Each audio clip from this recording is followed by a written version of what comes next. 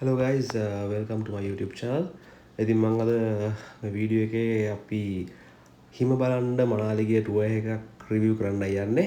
මේක part 1 දිග video එකක් තියෙනවා. ඉතින් මේක මම සම්පූර්ණ අපිට මේ බජට් එක උනේ කොහොමද?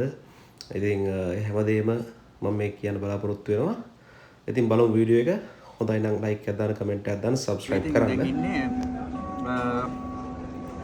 ෆාම් ස්ට්‍රිප් ලෝන්ජ් එකේ.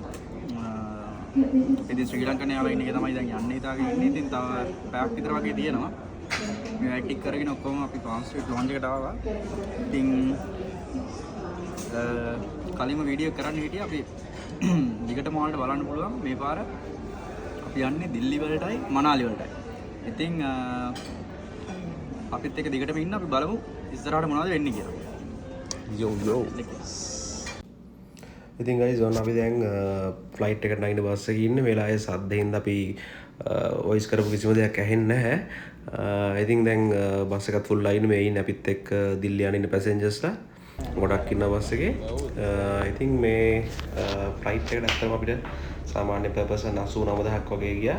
වීසා එකට සාමාන්‍යයෙන් 12000ක් වගේ ගියා. ඉතින් ඔන්න දැන් අපි සීට් එකේ ඉඳගෙන අපි එක ළඟ නම් හම්බුන්නේ නැහැ. ජනේයිනි මට ඉස්සරහා සීට් එකේ. ඉතින් ෆ්ලයිට් එක ඇත්තරම හොඳයි. ඉතින් අපිට ෆ්ලයිට් එකේ මාරම රස ඩිනරයක් හම්බුණා. ඔයාලට මම දැන් පෙන්නන්නම් ඩිනර් එක. ශ්‍රී ලංකන් කේටරින් එකෙන් දෙන කෑම එකක්. පට්ටම රහයි මේක. ඩෙසර්ට් එක මාරම රහයි. ඔන්න දැන් අපි ෆ්ලයිට් එකේ ගිහිල්ලා දිල්ලි වල දැන් ලෑන්ඩ් කරා ෆ්ලයිට් එක. දිල්ලි එයාපෝට් එකත් මාර ලස්සනයි. ඉතින් අපි යන්නේ ඉමිග්‍රේෂන් එකට. ඉතින් අපේ යාළුවාට නම් චුට්ටක් ඉමිග්‍රේෂන් එකේ ඉන්නුණා. මොකද මේ නිතරම ඉන්දියා යන හින්දා චුට්ටක් ඉමිග්‍රේෂන් එකේ වැඩිපුර චෙක් කරා. ඊට පස්සේ ඉතින් අපි අත්‍තරම එයාපෝට් එකෙන් එළියට ආවා. ගයිස් අපි දැන් දිල්ලි එයාපෝට් එකේ ඉන්නේ. එයාපෝට් එකෙන් ඇත්තටම එළියට අවිල්ලා ඉන්නේ. ඉතින් දැන් අපි යන්න ඕන නොයිඩා වලට. ඉතින් අපි දැන් මෙතනින් ටැක්සි එකක් ගන්න නැතුව මෙට්‍රෝ එක යන්න කියලා try එකක් දුන්නේ. මේ අපි මෙට්‍රෝ ස්ටේෂන් එක තියෙන තැන හොයාගත්තා. අපි යමු මෙට්‍රෝ ස්ටේෂන් එකට. මෙට්‍රෝ ස්ටේෂන් ගිහිල්ලා බලමු අපි අපිට යන්න නොයිඩා වලට කොච්චර දුරට යන්න පුළුවන් හැකියාවක් තියෙනවද කියලා. ඉතින් guys ඔන්න අත්‍තරම මං හිතුවට වඩා ලස්සන එයාපෝට් එකක් දිල්ලි වල. මම මෙච්චර ලස්සන එයාපෝට් එකක් තියෙයි කියලා හිතුවේ නැහැ. ඒ වුණාට හොඳට මේන්ටේන් කරන එයාපෝට් එකක් තියෙන්නේ. අපි ඊට පස්සේ කෙලින්ම මෙට්‍රෝ ස්ටේෂන් එකට. අතරම ඉන්දියාවේ මෙට්‍රෝස් තියෙයි කියලා හිතුවෙත් නැහැ. අතරම ජපානයේ වගේ මාර ලස්සනයි. හොඳ මෙට්‍රෝ සිස්ටම් එකක් තිබ්බා. ඉතින් අපි මෙට්‍රෝ එකෙන් ආවා. දැන් අපි මේ ඉන්නේ වෙන මෙට්‍රෝ එකේ ගිහිල්ලා වෙන ස්ටේෂන් එකකින් බැස්සා. ඉතින් ඒ ස්ටේෂන් එක තමයි මේ ඉන්නේ. තව මෙට්‍රෝ එකක් යනකම්. හැබැයි ඉන්දියාවේ බස් ස්ටෑන්ඩ් වලට ගියාම එහෙ තියෙන්නේ මේ වගේ නෙමෙයි. මෙන්න මේ විදිහට ලංකාවේ වගේම තමයි. සෑහෙන සෙනගක් ඉන්නවා. ඉතින් ටිකක් අපිරිසිදුයි. මොන ගයිස් ඉතින් අපි නොයිඩා ගිය වැඩේ කර ටැක්සි එකක් ගත්ත දිල්ලි වලට ආයේ.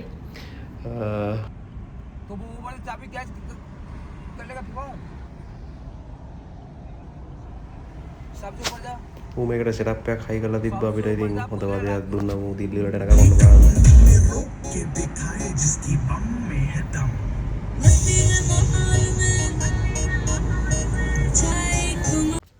මේ තියෙන දිල්ලි මනාලි බස් එක කිලෝමීටර් 536ක් තියෙනවා. ඔන්න දැන් බස් එක නැවැත්තුවා රෑ කෑමට චායි එකක් බිව්වා මං ඒ වෙලාවේ. මේ නවත්තලා තියෙන්නේ චන්දිකාර කියන ටවුන් එකේ. සාමාන්‍යයෙන් කිලෝමීටර් 200ක් විතර ආවට පස්සේ තමයි නැවැත්තුවේ. ඊට පස්සේ ආයේ නැවත්තනවා මණ්ඩි කියන ටවුන් එක. දැන් මේ මං ඉන්නේ මණ්ඩි කියන ටවුන් එකේ. දැන් නම් සීතල චුට්ටක් දැනෙන්න ඇවිල්ලා තියෙන්නේ. මම වෙවුලනවා පේනවා ඇති. මේ මෙතනුත් නෙස්කැෆේ එකක් අරන් බිව්වා. පාන්දර මං හිතන්නේ 3ට විතර වගේ ඇති මේ ටයිම් එක. ඔන්න ඊට පස්සේ ගයිස් අපි උදේම බැස්සා මනාලි වලින්. සාමාන්‍යයෙන් මේ උදේ 8ට වගේ වෙද්දී අපිව යාලා බැස්සුවා මනාලි වලින්. පට්ට සීතලයි. අපි මේ ග්ලව්ස් ඉතින් ගත්ත මොකද නිකන් තියන් ඉද්දි අත ගල් වෙනවා වගේ නෝ. ඊට පස්සේ අපි ඩ්‍රයිවර් කෙනෙක් එක්ක යන්න පිටත් වුණා සෝලං වැලි වලට. මොකද සෝලං වැලි වල තමයි ගොඩක් ඇක්ටිවිටීස් තියෙන්නේ. අපේ හොටල් එකේ තියෙන්නේ සෝලං වැලි. ඉතින් අපි ඩ්‍රයිවර්ත් එක්ක කතා වුණාට පස්සේ එයා කිව්වා හිම වැටිලා නැහැ තාම. හිම වැටෙන ෂුවර් නැති හින්දා අපිට තැනක් තියෙනවා ශිංකුලා වැලි කියලා වැලි එකක්. ඒ වැලි එකේ හිම බලන්න පුළුවන් කියලා. ඉතින් අපි ඒකට නෝමල් වාහන වල යන්නත් බැහැ කියලා ගිහුවා 4x4 ජීප් එකක් ගන්න කියලා ගිහුවා අපිට ඒ ගමන යන්න. ඉතින් අපි මේ ඩ්‍රයිවර් හරහාම තව 4x4 ජිප් එකක් තියෙන ඩ්‍රයිවර් කෙනෙක් හොයාගත්තා. ඒ ගමට සාමාන්‍ය රුපියල් 28000ක් වගේ ගියා. මොකද කිලෝමීටර් 80ක් වගේ තිබ්බා. අපි යන්න කලින් මේ විදිහට හිම තියෙන හින්දා මේ වගේ කිඩ්ස් ටයක් ගත්ත බූට්ස් එක්ක. දැන් අපි මේ ගමන යන ගමන් ඉන්නේ. අපි යන්නේ කොහෙද යන්නේ? ශිම්කුලා. ඉතින් අපි බලමු ශිම්කුලා ගිහිල්ලා කොහොමද අතරම ස්නෝෆෝල් එකක් තියෙනවා ලොකු. මේ ඉතින් ගිහින් බලමු මොකක්ද අත්ත කියලා. මේක ඇත්තරම මම මේ වගේ පාරවල් දැකලා තිබ්බේ ඇත්තරම හින්දි ෆිල්ම් වල විතරයි. ඉතින් මට ඇත්තරමත් මේ වගේ පාරක යන්න අවස්ථාවක් හම්බුණා. හරිම ලස්සන පාරක්. සේදමාවත වගේ පාරක්. හරිම ලස්සනයි. Hi guys. ඉතින් ඔයගොල්ලන්ට මවුන්ටන් එක පේනවා ඇති. මේ අපි අතරම මේ ලස්සන වීව් එකක් මේ හරියම තියෙන්නේ. ආතින් කඳු පන්තියක් වල් පේනවා ඇති. මවුන්ටන් රේන්ජ් එකක් අතර ඔක්කොම උඩ හරිය ඔක්කොම හිම වැටලා තියෙන්නේ. ඉතින් මේ හරියට අතරම අපි හෙට දිනේ ස්නෝෆෝල් එකක් තියෙනවා කියලා තමයි මේ අපිට මේ ආරංචි මානක ලැබුණේ. ඉතින් අර අතරම විපත්තර අතරම සෑහෙන ලස්සනයි ඒ කන්ද. අපි ඉතින් තවත් ඉස්සරහට යනවා. මේ යන ගමන් පොඩි තැනක මේ නැවතුණා. ඉතින් ඔයගලන්ට ඈතින් ලස්සන වීව් එකක් පේනවා ඇති. පල්ලෙහින් පේනවාද? ඔයගලන්ට පල්ලෙහින් පේනවා ඇති රිවර් එක. හැම කඳු දෙකක් මැදම ඇත්තටම රිවර් එක දිගටම තියෙනවා. අපි කලිනුත් ඔයාලට මම වාහනේ එනකොටත් වීඩියෝ කරලා තිබ්බේවයි. ඒ රිවර් එක හොඳට දකින්න ඇති. බලන්න ලස්සන වීව් එකක්. මේ ඇවිල්ලා මේ රෝඩ් එක ඇවිල්ලා මනාලි ඉඳන් ලේවලට යන රෝඩ් එක. ඉතින් මාරම සීන්ස් සයිට් සීන් ටිකක් තියෙනවා. ඉතින් ඔයගොල්ලොත් ආවොත් බලන්න පුළුවන් මේවා. ඉතින් ඇත්තටම S2 එකෙන් ඇත්තටම මේ දැක ගන්න ඕන දේවල් තමයි පල්ලෙහා පේනවා ඇති. ඔයගොල්ලන්ට ගවය වගේක් ඉන්නවා. ඒ කියන්නේ ස්නෝ වගේ කුත් තියෙනවා. ඉතින් ටිකක් ඩ්‍රයි ඒරියා එකක්. පල්ලෙහා ඇත්තටම අපිට රිවර් එකෙත් තැන් තැන් වල පේනවා අයිස් බැඳිලා තියෙනවා. මොකද තියෙන ක්ලයිමේට් ඉෂුව එකත් එක්ක තමයි අයිස් බැඳිලා තියෙන්නේ. ඉතින් උඩත් ඒ වගේම තියෙනවා. හරි අපි බලමු ඉස්සරහට ගිහිල්ලා. තව ගොඩක් දුර යන්න තියෙනවා. මම හිතන්නේ තව අපි යන්නේ ශිම්කුලා වලට. ලේ වලටම යන්නේ. ලේ වලට පාර රෝඩ් එක ක්ලෝස් කරලා තියෙන්නේ. ඉතින් අපි ශිම්කුලා වලට යනවා. අපි බලමු තව ඉස්සරහට ගිහිල්ලා මේ වගේම ලස්සන සයිට් සීන් වගේක් තියෙයි කියලා අපි හිතනවා. බලමු අපි ඉස්සරහට ගිහිල්ලා එනවා. ජය වේවා.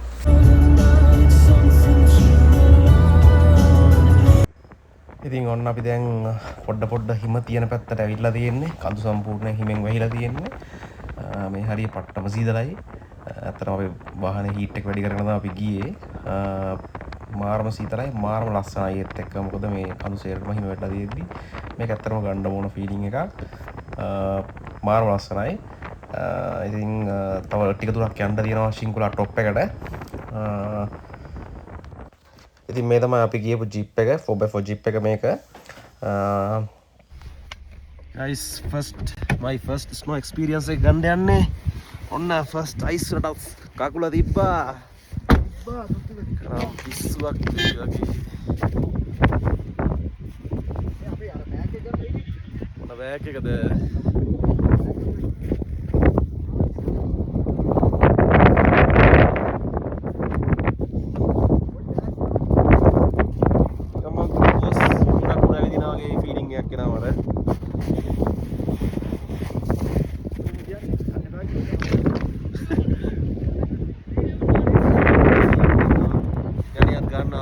experience. Oh, bro.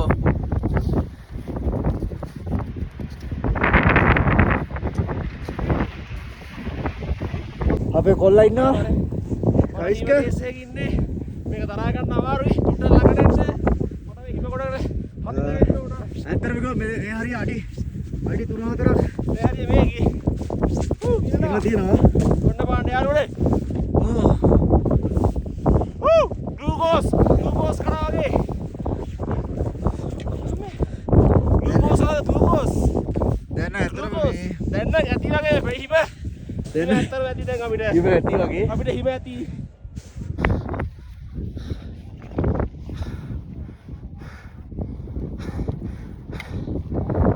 යාළුවනේ හිතුවට හිම අමාරුයි. අපිට හිතා ගන්න බෑ.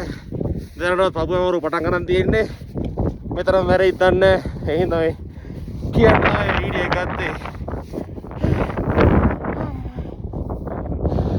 වටේ වහිම.